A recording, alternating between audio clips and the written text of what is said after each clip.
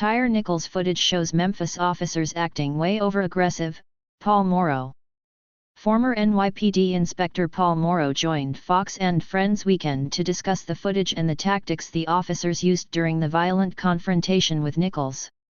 One former NYPD inspector condemned the 5 former Memphis police officers, accused of beating and killing Tyre Nichols, for their over-aggressive behavior in the tragic incident. Paul Morrow reacted to the body cam footage released by the Memphis Police Department showing the officers beating, kicking, and tossing the 29-year-old, noting there was no effort to de-escalate the situation before it reached a tragic level. "It looks way over-aggressive," Morrow told Pete Higgs. "The very sort of quick shorthand for police work is generally ask, tell, make. You ask for compliance. You tell if you're not getting it, and you're in legal standing, and then you make if you have to. They went right to make. I don't see any portion here where there was an approach that was not anything but Defcon 5 right away." Former Memphis cop charged in Tyre Nichols' death allegedly beat up inmate in 2015. "From what I've seen in the footage, they approach the car, they're screaming, they yank him out of the car, there's no effort at any sort of de-escalation," he continued. "In fact, the only person who seems to be de-escalating is Tyre, so it speaks of an approach here that seems to be intrinsic to the unit. There's something in the culture of the unit." The former officers pulled over Nichols on January 7 during a traffic stop, with bodycam video showing the shocking assault. Bodycam video shows Tyre Nichols pulled out of car, tasered, get on the ground video. Nichols can be heard crying out for his mother and telling officers he was just trying to go home as they forced him to the ground before tossing, beating, and kicking him. Nichols was transported to a local hospital to be treated for his injuries, but died 3 days later. His cause of death has yet to be released. The officers were a part of the Scorpion unit, which Morrow explained should have had extensive oversight from a sergeant, given the sensitive nature of the unit.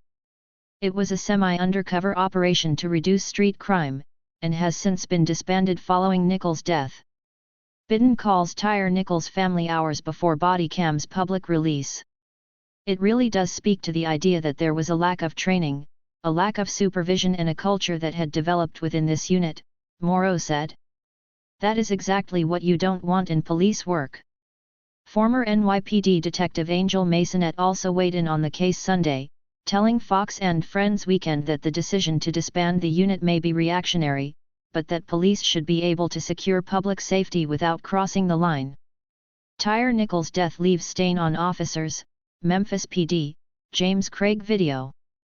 "The community wants you out there when you're out there being aggressive, but you can be aggressive, and you can be fair. The two aren't mutually exclusive," Masonette told Will Kane. "When you're interacting with people, you're looking for guns, you're looking for robbery patterns. You can treat people with dignity and respect."